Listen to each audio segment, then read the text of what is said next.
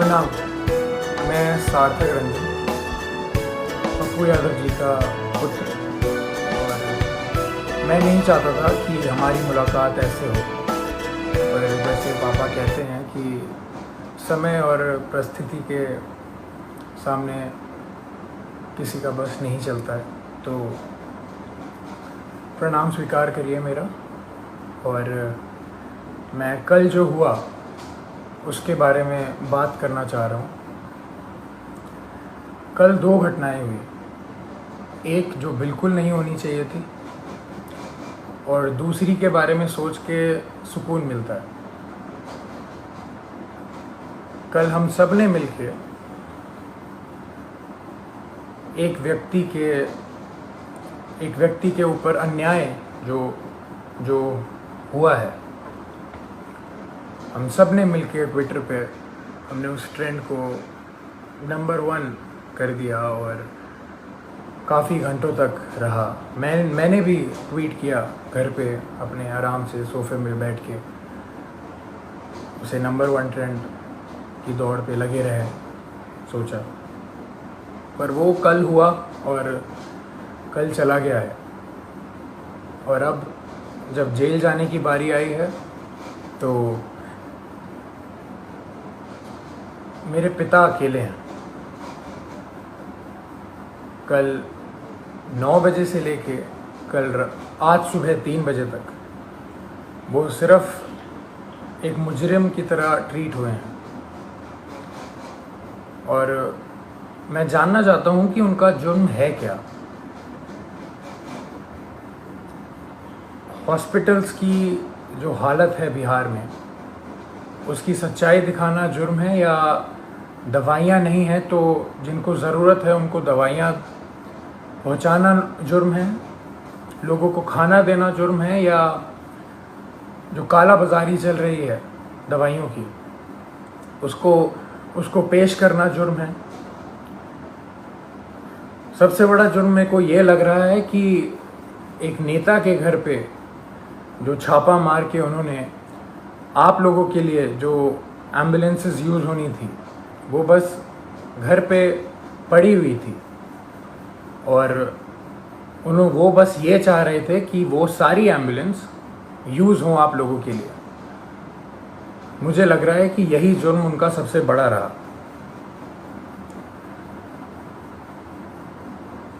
अपना परिवार छोड़ के उन्होंने बिहार के हर एक परिवार के लिए काम करना सही समझा।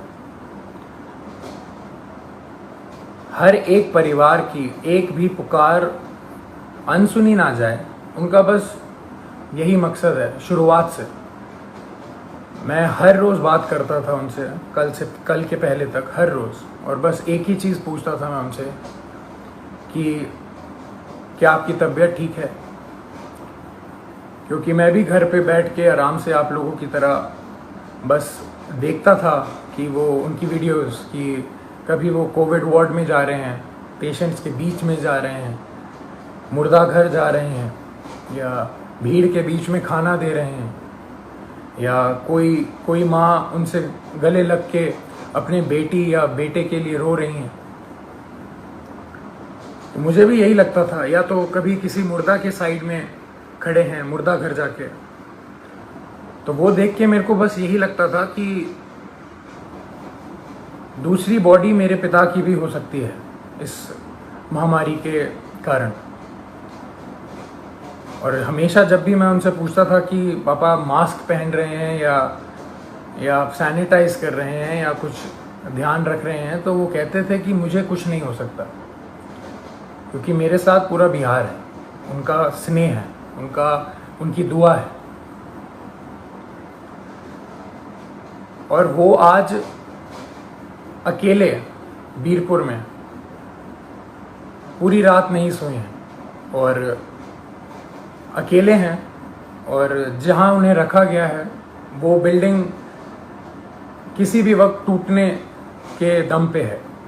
और जब ऐसा व्यक्ति इतना काम करके, इतनी सच्चाई से काम करके अकेला पड़ जाए, तो बुरा लगने वाली बात है ये कि उन्होंने हर एक घर के लिए अपना घर छोड़ा है, अपने घर की जिम्मेदारियां छोड़ के आप सबके बीच रहने का संकल्प लिया, आप सबके लिए जीने के लिए संकल्प लिया। हमने कल बहुत साथ दिया उनका ट्विटर पे और किस पे नहीं, पर सिर्फ ट्विटर ही चीज़ नहीं रह गई है, सिर्फ नंबर 1 ट्रेंड होना ही नहीं रह गया है। जब ऐसा व्यक्ति अकेला पड़ जाए जो रात दिन सेवा करे लोगों की और लोगों के लिए ही जिए, अपना सब कुछ छोड़ के, अपना सब कुछ त्याग के। हम लोगों ने बोलते थे आ जाइए, आप वापस आ जाइए, ठीक नहीं है, रिस्की है, सही नहीं रहेगा। मगर उनका एक ही कहना था हमेशा कि बिहार के लोगों को मेरी ज़रूरत है और मैं बस वही कर रहा हूँ। अपने बारे में, अपनी जान के बारे में बिल्कुल ना सोचते हुए वो बस आप लोगों के लिए काम रात दिन करते रहे। हॉस्पिटल में छापा मारना हो तो पप्पू यादव जाएंगे, खाना देना हो तो पप्पू यादव देंगे, दवाई देना हो तो पप्पू यादव देंगे, बेड चाहिए, ऑक्सीजन चाहिए, एम्बुलेंस चाहिए तो पप्पू यादव करेंगे। अभी हमारे बीच पप्पू यादव कौन बनेगा? कहाँ से लाएंगे हम दूसरा? हम उन्हें अकेला इस टाइम पे नहीं छोड़ सकते। मैं बेटा हूँ इसलिए ये सारी बातें कर रहा हूँ, नहीं।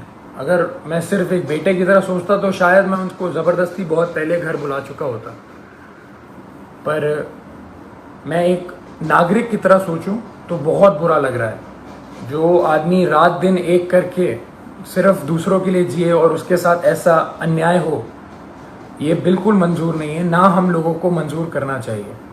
मैं पहली बार आया हूँ आप सबके सामने और ये बिल्कुल भी एक्सेप्ट करने वाली चीज़ नहीं है जो हुआ है मेरे पिता के साथ। कल से हुए जा रहा है और अभी भी हो रहा है। बाढ़ का पानी हो, बाढ़ के पानी में चलना हो, या इस महामारी के टाइम पे हॉस्पिटल जाना हो, या भीड़ में जाना हो, या मुर्दा घर जाना हो, तो सिर्फ पप्पू यादव ही जाएगा। और जेल जाना हो तो सिर्फ मेरे पिता पप्पू यादव ही जाएंगे। ऐसा क्यों? ऐसा मैं समझ नहीं रहा हूँ, ऐसा हो क्यों रहा है? ऐसा होता क्यों है?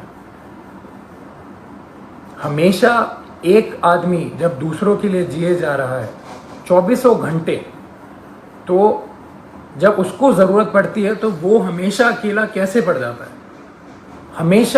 हमेशा उसकी आंखों में आंसू रहते हैं हर एक काम करने के बाद। हम अकेले पड़ जाते हैं, उसका पूरा परिवार अकेले पड़ जाता है। हम क्यों अकेले रह जाते हैं जब वो व्यक्ति रात दिन बस दूसरों के लिए जीता है? तो दूसरे क्यों नहीं खड़े हो सकते उसके लिए? क्यों नहीं आवाज निकाल सकते? क्यों नहीं हम, अगर एक पप्पू यादव बिहार के लिए इतना कर सकता है तो सोचिए 2 पप्पू यादव या 10 पप्पू यादव या 1 लाख पप्पू यादव कितना करेंगे। मैं कहूँगा मेरे पिता का नाम सिर्फ एक नाम नहीं है, वो सिर्फ एक व्यक्ति नहीं है, वो एक जुनून है। वो जुनून हर एक के अंदर रहता है। मेरे अंदर भी है, मेरी बहन के अंदर भी है, मेरे भाई के अंदर भी है, और आप सब के अंदर। वो सारा जुनून एक साथ अगर काम करे तो हमारा जो पहला पप्पू यादव है वो कभी अकेला नहीं पड़ेगा। मैं दिल से खुशगुजार हूँ आप सबका कि हम सब ने कल बहुत बहुत प्यार दिया, बहुत स्नेह दिया मेरे पिता को, पर अभी रुकने की बारी नहीं है। उनको अभी तक हरास किया जा रहा है। जैसे कल रात से वो सोए नहीं हैं, खाए नहीं हैं, उनको दवाइयाँ उनको दवाई खानी होती है, उनको शुगर है, उनका 1.25 महीने पहले ऑपरेशन हुआ है, राइट पैर की नसें उनकी वीक हैं तो खून सर्कुलेशन नहीं होता है उनके राइट पैर में अच्छे से। और किस जुर्म में ये सज़ा उनको दी जा रही है, मैं ये पूछना चाहता हूँ। और जिनकी वजह से हो रहा है वो बहुत अच्छे से जानते हैं कौन कौन है, और ये बिल्कुल ना समझें कि किसी को नहीं पता है कि किसकी वजह से हो रहा है ये और क्यों हो रहा है। यहाँ कोई बच्चा नहीं है और कोई डरा हुआ नहीं है। पप्पू यादव ना कभी किसी से डरा है, ना कभी डरेगा। जब ये जुनून हर एक के अंदर है और हर एक बंदा, हर एक माँ, हर एक बेटी, हर एक भाई जब उसके पीछे खड़ा रहेगा और उसको पूरा विश्वास है कि हर एक बिहार का व्यक्ति उनके साथ है, वो कल साबित हुआ है। मैं बस ये कह रहा हूँ कि वो सिर्फ कल पे ही सीमित नहीं होना चाहिए, ये मुहिम चलती रहनी चाहिए। यही मेरे पिता का सबसे बड़ी जीत है। उनको पद से कोई लेना देना नहीं है। उनकी सबसे बड़ी जीत ही इसमें है कि उनके साथ सारे सच्चे लोग खड़े रहें, पूरा बिहार खड़े रहे, बिहार खुश रहे। उनकी सबसे बड़ी जीत यही है। तो जब हम सब में ये जुनून है तो हम सब मिलके इस मुहिम को, इस भ्रष्टाचार के खिलाफ जो हमने मुहिम छेड़ी है, जो ये भ्रष्टाचार मेरे पिता के खिलाफ हो रहा है, जिस जुर्म में जो कोई नहीं बता सकता, जो कोई बता ही नहीं सकता कि जुर्म है क्या। मैं चाहूँगा हम सब एक साथ मिलके इस भ्रष्टाचार के खिलाफ जो मुहिम मेरे पिता ने छेड़ी है, लाखों की कतार में हम एक सब मिलके इसके खिलाफ आवाज़ उठाएं और मेरे पिता को जो जीत हमेशा देखी है उन्होंने बिहार के लिए, वो रास्ता, वो राह, वो पथ पे हम सबको चलते रहना है। इसी में उनकी सबसे बड़ी खुशी और सबसे बड़ी जीत है।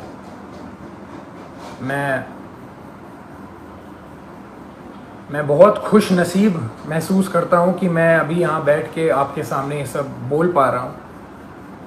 ये मेरे पिता का संघर्ष ही है जो इतना प्रेम उन्हें मिलता है, और उनके नाम की वजह से मैं यहाँ पे बैठा हूँ तो आप सबके बीच में मेरी आवाज़ जा पा रही है। उनके संघर्ष को हम सबको मिलके उसकी आग को उठा के ही रखना है, बुझने नहीं देना है। प्रणाम।